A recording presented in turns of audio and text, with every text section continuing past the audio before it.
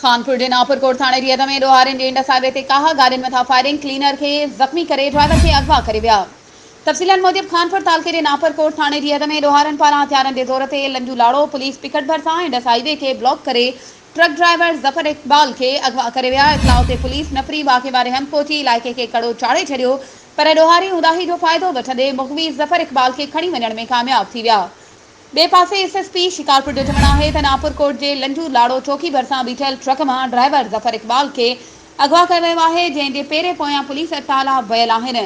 कोई बि माण्हू ज़ख़्मी न थियो, मुख़बी खे बाज़ियाब करायो वेंदो।